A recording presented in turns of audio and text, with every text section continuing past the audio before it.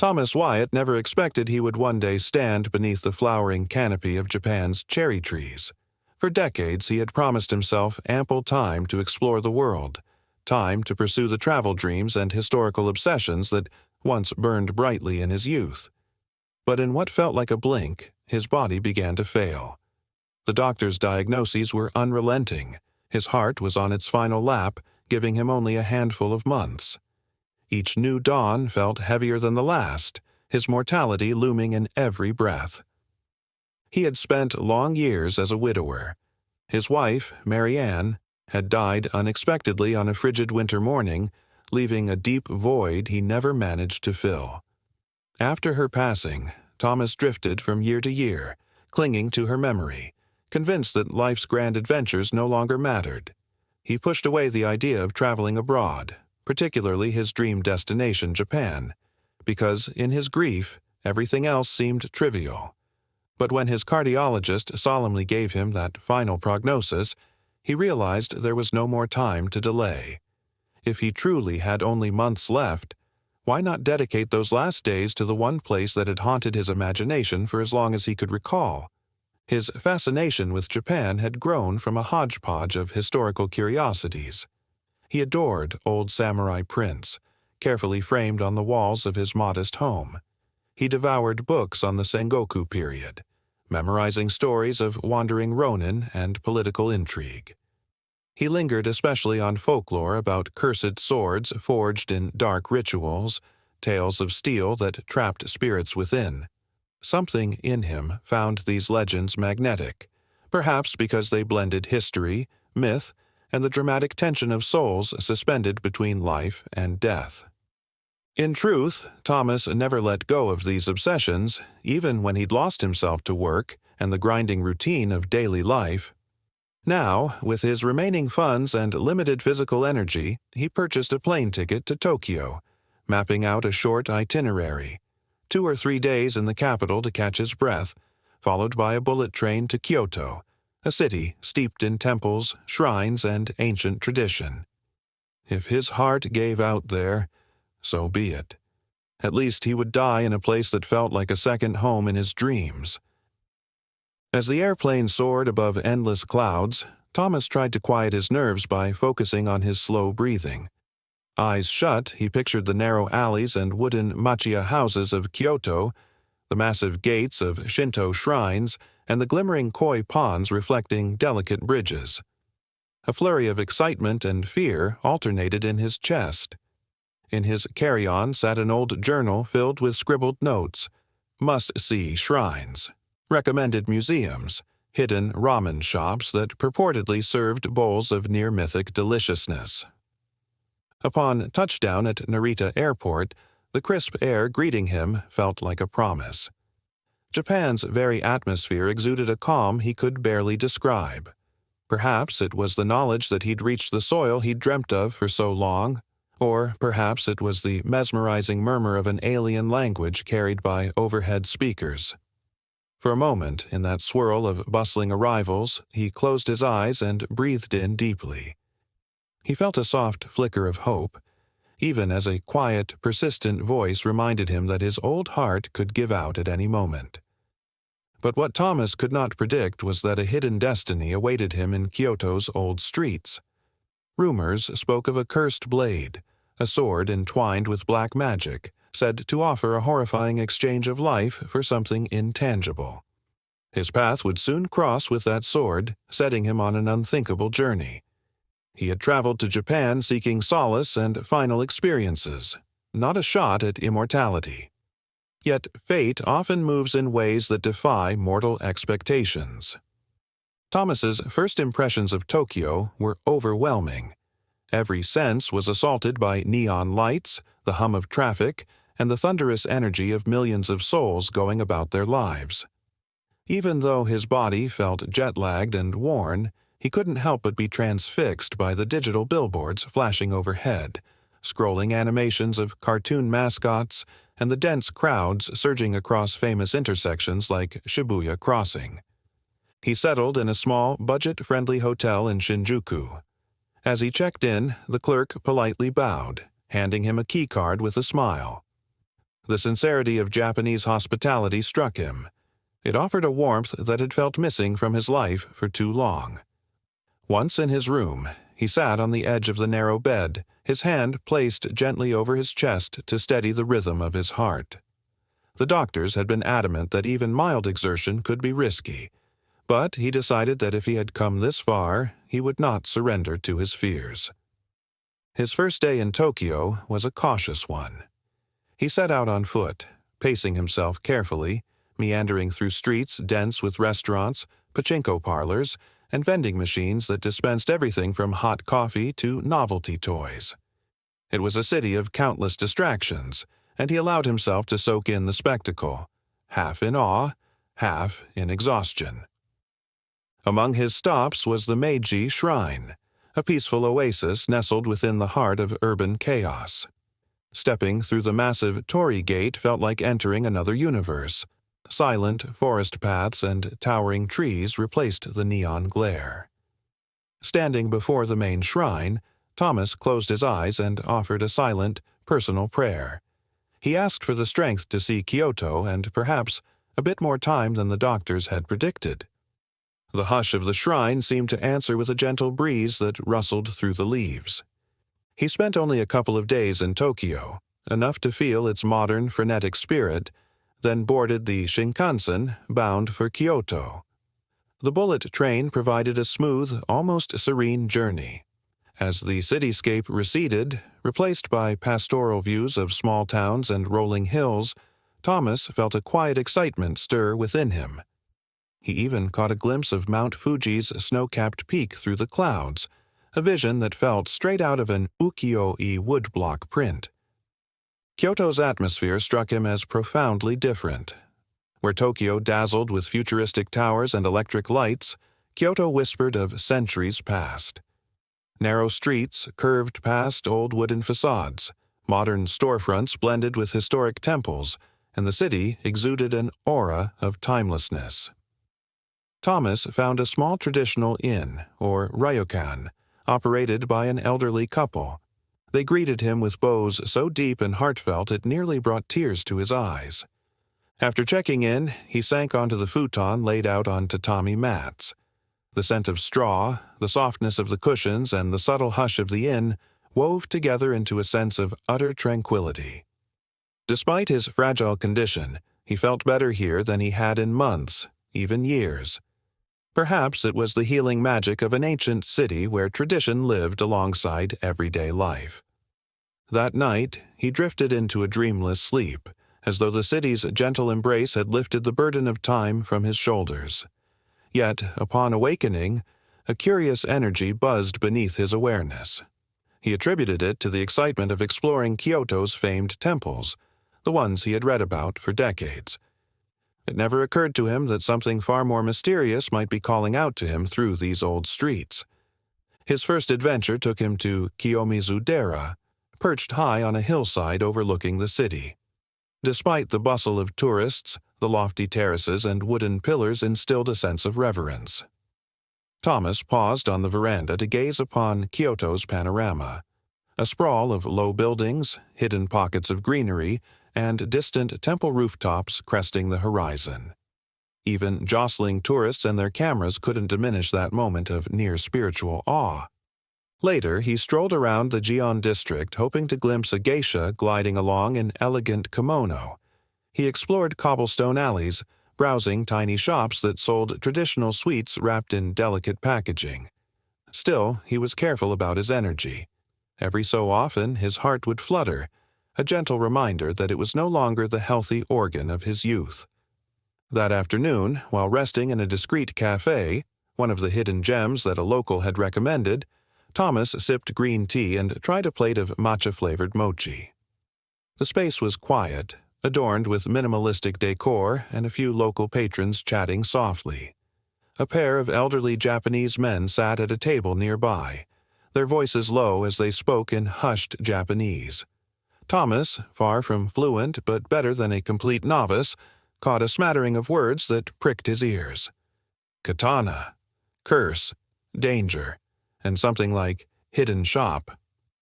Instinctively, he leaned ever so slightly closer, straining to catch more. The men seemed oblivious to the foreigner eavesdropping. Their conversation carried an undercurrent of dread, a suggestion that the object they mentioned was no mere collectible. They spoke of a sword rumored to be cursed, hidden away in some back-alley store that sold items best left to legend. The men's furtive glances around the cafe underscored the gravity of their words. They whispered about misfortune, tragedies, even madness befalling those who tried to claim this relic. Though Thomas could not decipher every phrase, enough sank in to stir a dormant fascination. Cursed swords had always captured his imagination, and now he overheard a real-life rumor in the very land where such legends were born. His pulse quickened, part fear, part intrigued curiosity. An internal voice said to dismiss it all as myth or idle gossip. After all, he was here for cultural immersion and a sense of closure, not to chase shadowy tales. Yet he couldn't help feeling that this rumor was more than idle chatter. It felt like an omen or an open door beckoning him. Over the next day, Thomas found himself distracted. Kyoto's breathtaking temples and gardens still impressed him, but in quiet moments, his mind drifted back to the cafe conversation. He recalled specific words: danger, hidden, sword, cursed. He wondered if this tale connected to the folklore he had once devoured in old books. Could there really be a sword in modern Japan that carried a genuine curse? Irrational or not, he felt a pull. He began discreetly asking a few locals about an antique shop rumored to carry dark artifacts, always careful not to appear too prying. Most shrugged or professed ignorance. Others seemed to stiffen at the mention, looking away as though the topic was distasteful. Even so, Thomas persisted. His passion for history and the ephemeral nature of his remaining time emboldened him. He wandered through narrow lanes and out-of-the-way districts, scanning for any indication of a clandestine antiques store. Many shops in Kyoto sold old samurai swords, or nihonto. But these were typically bright, well-lit places that catered to tourists and serious collectors. The rumor described something else: a hole-in-the-wall location with no sign, no website, and an owner who dealt in objects best avoided. Finally, fortune, or fate, brought him to a second-hand bookstore in a back alley near the Kamo River.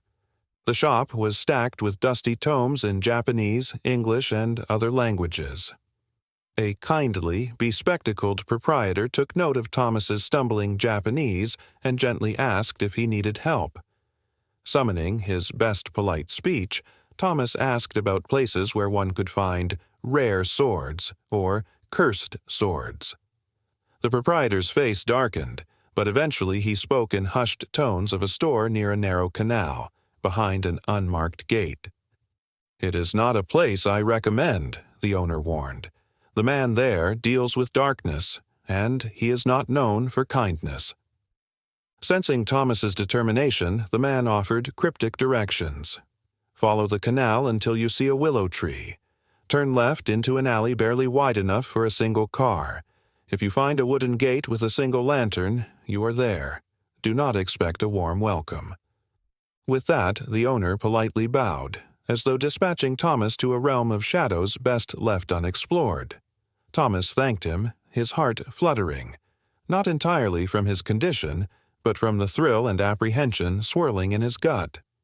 Late in the afternoon, with clouds gathering overhead, Thomas arrived at the canal. The water glistened in the dim light, small fish occasionally rippling the surface. True to the description, a willow tree drooped over the bank, its swaying branches brushing the water like silent curtains. Next to it, a barely noticeable path led away from the canal, hemmed in by old walls on one side and overgrown shrubs on the other. He pushed forward, each step feeling heavier. Eventually he found a wooden gate. A single lantern hung from a post, unlit in the grayish twilight. No sign, no posted hours, just an unsettling stillness. Unsure whether to knock or walk in, he gave a gentle push, and the gate creaked open. Inside was a cramped courtyard paved with flagstones. At the far end stood a modest wooden structure that might have been a home at one point. An unassuming sign, its characters faded by time, indicated an antique shop. Thomas slid open the door. The interior was dimly lit, illuminated only by a solitary overhead light. Shelves reached nearly to the ceiling, cluttered with tea sets, scrolls, statues, and the occasional sword leaning in a corner.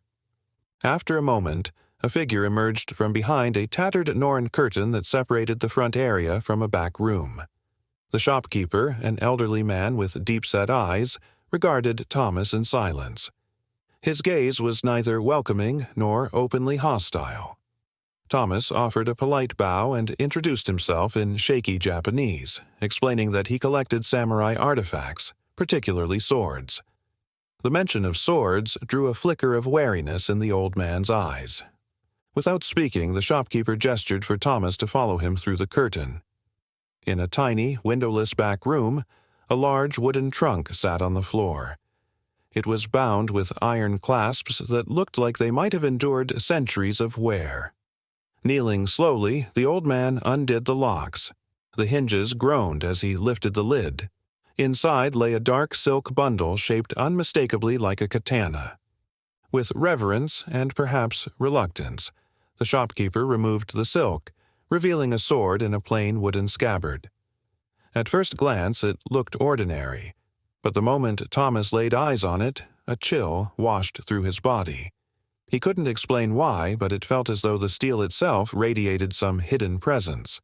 The shopkeeper slid the scabbard partially open. In the faint light, the blade gleamed with an otherworldly sheen. Even with his limited knowledge of Japanese, Thomas caught the name the man whispered. Kurogami. Dark God.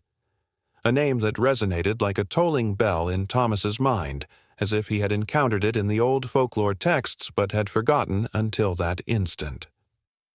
Through terse phrases and gestures, the shopkeeper tried to communicate the sword's dangerous history.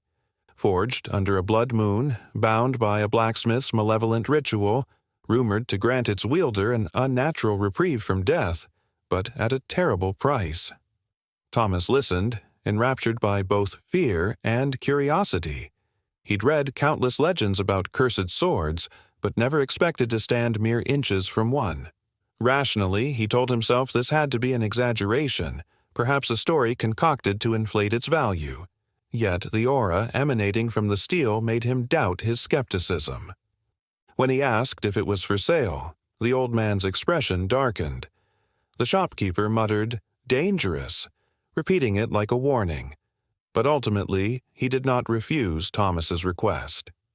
It was more as though he wanted Thomas to understand that if he bought it, he assumed all consequences. Perhaps he saw the desperation in Thomas's eyes, the look of someone who felt he had nothing left to lose.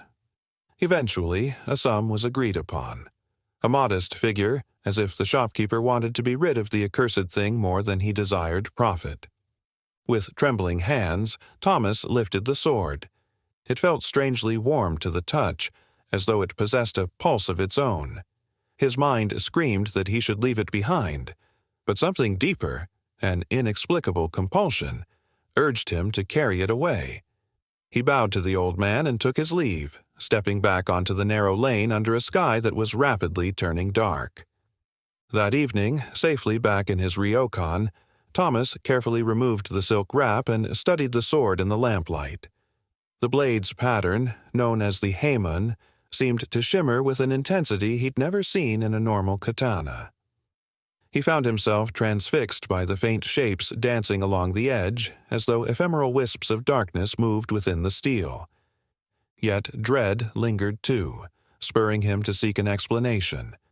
His footsteps eventually led him to a local library rumored to hold antique manuscripts and references to old folklore. Inside, the musty scent of ancient books enveloped him. With help from the librarian, who guided him to a cramped reading room, Thomas began hunting for any mention of Kurogami or cursed swords like it. After hours spent leafing through brittle pages and faint kanji, he found scattered fragments pointing to a mythic blade called Kurogami. Most of these references described it as a weapon born of blood and sorrow, forged by a blacksmith who performed unspeakable rites, sacrificing something precious. Some accounts said a loved one, others said a child, to bind their spirit into the steel.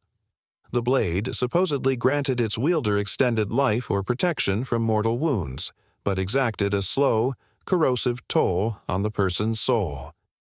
One book recounted entire clans destroyed when a warlord used the sword to become invincible, only to succumb to madness. Shaken, Thomas shut the final manuscript. The notion of curses was easy to mock until you felt a living current coursing through your veins that defied medical logic. He left the library at dusk, temples in the distance silhouetted by the setting sun. A quiet terror had settled in his bones. If these legends were even partly true, had he made a terrible mistake by bringing the sword into his life? Still, something else tugged at him, a small but potent hope. If the sword truly had power to stave off death, perhaps it might grant him a miracle, a chance to live longer than the doctor's predictions. That thought gnawed at him, feeding both fear and temptation. He returned to the ryokan under the weight of moral conflict, uncertain how to proceed. That night, his dreams were more vivid and intense than ever. He found himself standing in a vast darkness, a faint glow emanating from Kurogami's blade. Whispers surrounded him, voices of lost souls lamenting an eternity trapped within cold steel. Then he saw the child again, her ghostly figure emerging with tears in her eyes, pleading silently for release. He woke, gasping for air, drenched in sweat, his heart pounding so hard he thought it might finally give out. But it did not. After several steadying breaths, he became aware of a presence in the room, as though someone stood just behind him. Whirling around, he found only the faint silhouette of the sword, propped against the wall. "Am I losing my mind?" he murmured to himself, burying his face in trembling hands. He remembered how the shopkeeper had hesitated before selling him the blade, how the texts in the library warned that no one emerged unscathed from the sword's influence. Yet a quiet voice within spoke against his fears. Was it not a blessing to feel more alive in these final days? To walk without clinging to a railing, to breathe without constant pain? And if the sword was truly cursed, could it be undone, or was the only choice to yield to it? In the faint light of dawn, he found a note slipped under his door. Written in a careful hand, in Japanese that he barely deciphered, was a warning. "You carry a weapon of death. Rid yourself of it, or it will consume you." No signature. The paper quivered in his grip as he read it twice. Who could have known he possessed the sword, let alone enough to leave him such a cryptic threat? Anxiety coiled tight in his stomach. Yet curiosity and desperation propelled him onward. He resolved to consult an expert in local history, someone who might confirm or debunk the sword's origins. After a bit more digging, he located a professor at a small Kyoto university specializing in folklore and historical weaponry. The professor, Dr. Asano, welcomed Thomas with a courteous bow into a cramped office stuffed with books and old scrolls. Thomas described his fascination with cursed blades in general, not immediately naming Kurogami. Dr. Asano explained the broader context of Japanese sword traditions, how blades were revered as the samurai's soul, how forging methods involved spiritual and aesthetic considerations. But at the mention of curses, the professor's demeanor changed, growing circumspect. "There are many legends of swords that cause madness or misfortune," Dr. Asano admitted. "Some stories say these blades whisper to their wielders at night, demanding blood or drawing upon their spiritual essence. Most historians consider it superstition, though certain records hint that psychological fear alone can be devastating." Finally, Thomas worked up the courage to drop the name. Kurogami. Dr. Asano's expression tightened. "Yes, I've come across that name," he confessed. "It appears in some Edo period texts with references to a blacksmith who vanished. The stories connect the sword to horrifying events. Families destroyed, warlords driven insane. Most believe it's just a layered myth. When Thomas pressed for details on whether the sword could be purified, the professor's voice grew hushed. Some texts claim that to lift the curse, one must return the sword to the site of its forging and perform a certain ritual. But no one knows if such a place even exists, or what precisely the ritual entails. If the sword is real, and if it truly holds a cursed spirit, caution is your best recourse. He offered the most earnest advice he could. If you have encountered this blade, you should walk away. Japan has many old stories about yokai, curses, and vengeful spirits. Even if you don't believe them literally, you cannot underestimate the psychological effect. My advice: rid yourself of it. Life is too precious to gamble on folklore. Thomas left Dr. Asano's office with heavy thoughts. He was both enlightened and unnerved. People knowledgeable about Kurogami consistently warned him off, yet each warning seemed to tighten the sword's grip on his life. By the time he returned to his ryokan that night, he found another note slid under the door. You have been warned. Leave Kyoto or face the sword's fate. This time, a cold shiver traveled his spine. Was someone following him? Monitoring his movements? The sense of being watched sharpened his anxiety, yet a defiant streak rose within him, a rebellious kernel that refused to forfeit. He might have only weeks or months to live. Should he truly spend that time cowering, or should he confront what destiny had placed in his hands? At the same time, he could not deny changes in himself. Each morning he woke with more energy than the day before, a vitality that belied his terminal condition. But there were darker shifts, too, flashes of irritability, a faint sense of detachment, as if part of his empathy was slipping away. The smallest slights, like a cashier giving incorrect change, made him momentarily seethe before he caught himself. Was Kurogami feeding him life force while siphoning away his humanity?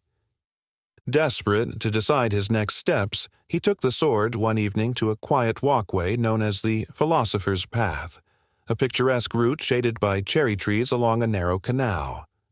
Twilight painted the sky in purples and oranges as lanterns began to glow. He found a secluded bench, setting the sword beside him.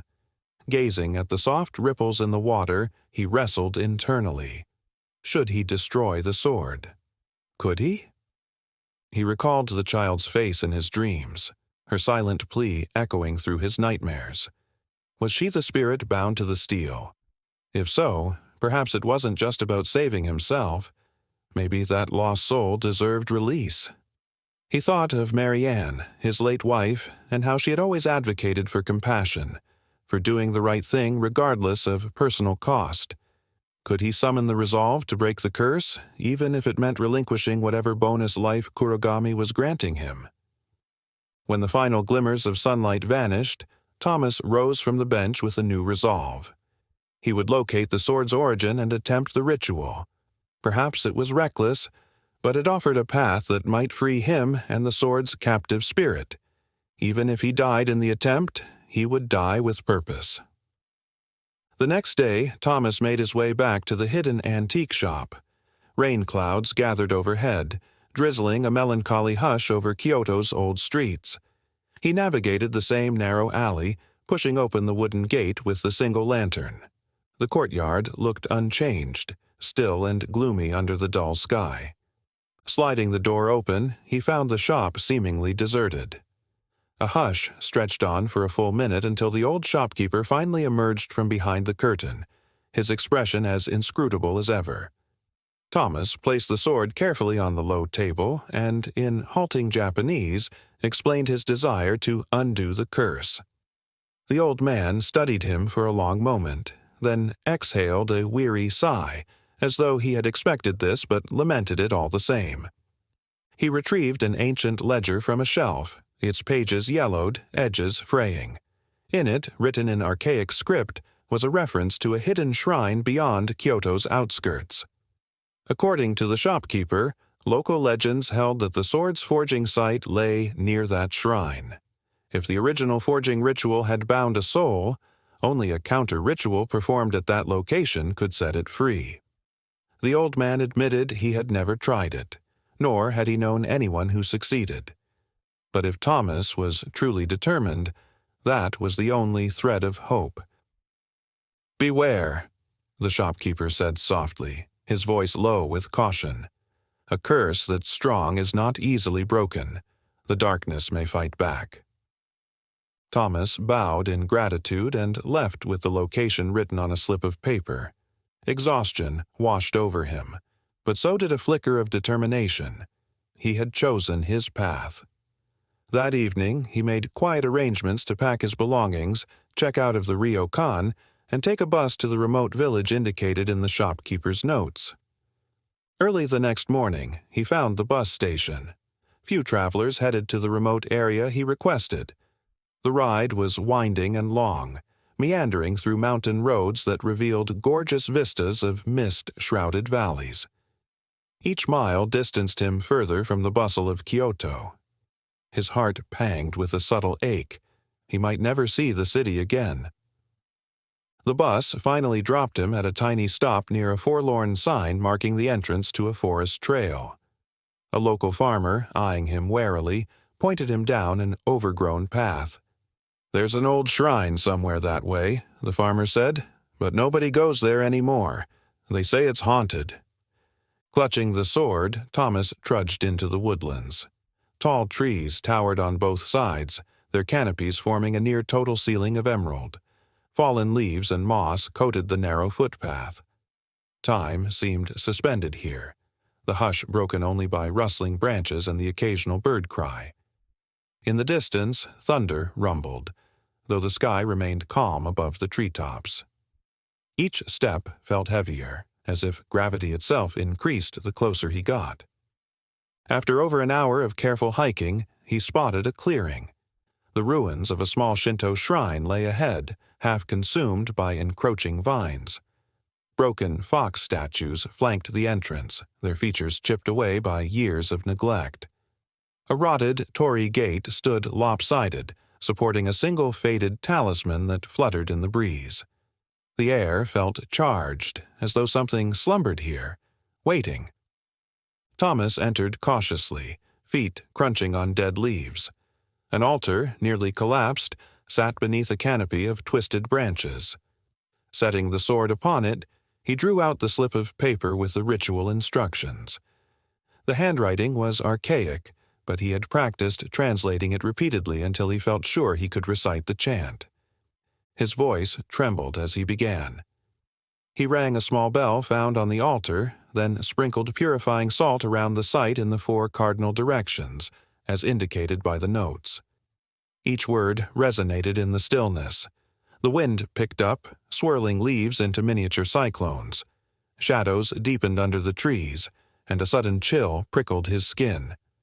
As Thomas continued chanting, the sword began to glow, a faint, eerie radiance that pulsed in time with his heartbeat. He could almost hear it humming, low and resonant. The temperature dropped and thunder rolled more insistently despite the sky itself showing only scattered clouds. Then, out of nowhere, lightning flickered across the horizon, illuminating the forest in ghostly white. Kurogami's glow intensified, the patterns in its steel seething like snakes coiling. His voice rose above the wind, reciting lines that beseeched the trapped soul to depart the cursed blade. His heart hammered so fiercely he thought it might burst, yet a strange resolve held him upright. Images began to flood his mind. A blacksmith forging the sword under a blood-red moon, a small child weeping, her cries echoing through the centuries. He felt her terror, her anguish as she was sacrificed to dark ambitions. The swirl of energy around him thickened, as if 1,000 restless spirits hovered at the edge of sight, drawn by the ritual. Thomas forced himself to press on. Rain began pelting down, and the shrine's decaying roof offered little shelter. Water dripped onto the altar, splattering across the sword's blade. Still chanting, he reached out and touched the hilt. A jolt of power tore through his arm, almost knocking him backward. Something screeched in his ears, a sound so piercing that he nearly lost consciousness. Bolts of lightning lanced across the sky. The ground trembled, cracks forming near the shrine's foundation. With one final effort, Thomas cried out the chant's ending phrase. The lightning converged in a single, blinding flash that struck a nearby tree, splintering wood everywhere. The shockwave threw him to the ground, sending leaves and debris swirling. When the air cleared, the sword's glow had vanished. He crawled to the altar, soaking wet and trembling. Kurogami lay there, silent, its once hypnotic gleam gone. A feeble ray of sunlight pierced the clouds, shining upon it. In that soft light, the steel appeared dull, drained of its eerie luster. He pressed his ear close, half expecting to hear some hum of power, but there was nothing. A deep exhaustion overcame him. All at once his lungs burned and his heart struggled, reminding him of his frailty. He gasped, nearly blacking out. Yet in that moment he felt a sort of peace, a sense that the curse had lifted. The child's spirit, if that was indeed who he had seen in his visions, felt gone, like a quiet echo fading into the ether. He slumped beside the altar, the rain easing to a gentle patter. Whether he lived moments or days longer, he at least took comfort in knowing he had done something meaningful, an act that might free an innocent soul and prevent further tragedies. After an indeterminate stretch of time, he forced himself to stand, leaning heavily on a tree trunk for balance. With trembling hands, he left the sword on the altar. Let it remain there, inert, no longer a vessel for the blacksmith's curse. The winds carried a sigh of relief, or so it seemed to him. Step by painstaking step, he made his way back down the forest trail, stumbling and near collapse from fatigue. Even so, a flicker of quiet triumph buoyed his spirit. He spent that night sleeping under a makeshift shelter near the edge of the forest, too exhausted to continue to any inn. By dawn, the rain clouds had scattered, leaving a pristine blue sky overhead.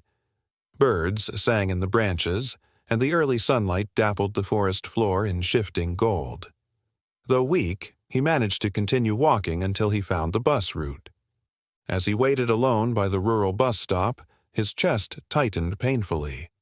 No unnatural vigor coursed through his body now. The synergy he'd felt with the sword was gone, leaving him to face his heart's frailty once more. Yet he discovered that he didn't resent it. In a strange way, he felt more human than he had in years. No illusions, no dark magic offering a deceptive lifeline. It was just him, his mortal body, and the echoes of a choice that he would never regret. The bus that finally arrived was nearly empty. Thomas boarded, collapsing into a seat by the window. The engine rumbled, carrying him away from the haunted forest. As the bus wound through the mountains, he gazed at the scenic vistas, reflecting on all that had transpired. He pictured the child's sorrowful face one last time, hoping she had found peace in whatever realm lay beyond mortal comprehension. He closed his eyes, letting the hum of the engine lull him into a light doze. A subtle grin formed on his lips. He thought of Marianne, how she might have reacted to all this. Her practical, compassionate nature pitted against a husband who had suddenly become an unwitting exorcist. He imagined her spirit standing by his side, proud that he had risked everything to free another soul, even when that meant relinquishing his own chance at extra life. Back in Kyoto, Thomas checked into a small guest house for a few remaining days. He moved slowly now, feeling the full weight of his condition. Every so often, a pang of regret assaulted him. He had glimpsed a power that might have kept him alive a while longer. But then he recalled the nightmares, the cost of using Kurogami's dark gifts. One afternoon, he made a final pilgrimage to a quiet temple, lighting incense in memory of Marianne and for the lost spirit he had encountered. He sat on a wooden bench overlooking a koi pond, breathing in the cool spring air. Cherry blossoms drifted on the surface of the water, fragile pink petals dancing with the breeze. A monk passed by and gave him a kind smile. "Are you unwell?" the monk asked gently, noticing his labored breathing. Thomas nodded, returning the smile. "Yes," he replied, "but I'm at peace." He stayed there for a long while, letting the moment's serenity envelop him. Whatever time remained to him, days, weeks, or if he were lucky, months, he would greet it without regret. There was a quiet wonder in recognizing that life's greatest worth sometimes emerges at the intersection of compassion and sacrifice. Eventually, he rose, leaning on a walking stick. He made his way back through Kyoto's old streets. No sword weighed him down. No murmur of curses lurked in his thoughts. For the first time since he set foot in Japan, he truly felt he could breathe free, mortal but unchained. And in that vulnerable, fragile state, Thomas Wyatt discovered a kind of courage he had never known before. His final days in Kyoto were spent visiting lesser-known shrines, savoring the subtle flavors of local cuisine, and reflecting on life's tapestry. In the swirl of tourists and local residents, he felt a gentle kinship, even if they were unaware of the trials he had faced. Sometimes he found himself smiling at trivial joys, a stray cat napping by a temple gate, the crisp crunch of gravel underfoot, the perfection of a single cherry blossom drifting on the wind. When the time came to depart, he boarded a train back to Tokyo's airport. Despite the traveler's fatigue and the dull ache in his chest, he carried a serene acceptance within. He had come to Japan to fulfill a dream, seeking a sort of closure before his heart failed. Instead, he had stumbled upon a haunted sword and chosen to save a spirit at the cost of his own borrowed time. It was a decision that left him frail in body, yet unexpectedly whole in spirit. As the plane lifted off the runway, bound for his homeland, Thomas gazed out the window at the receding patchwork of cities and mountains. A tear rolled down his cheek, but it was not a tear of sadness. It was gratitude for the journey, for the life he had lived, and for the quiet miracle of facing one's end with courage and grace. No matter what awaited him back home, be it more doctor visits or the final hush of life's curtain, he no longer feared. He had touched something profound in Japan, a land of spirits, curses, and ancient magic. And in the act of relinquishing a cursed blade, he had found a humanity more precious than any extension of mortal days. Should his final heartbeat come sooner than he wished, Thomas Wyatt would meet it with eyes wide open, content that in his last adventure he had done something truly good.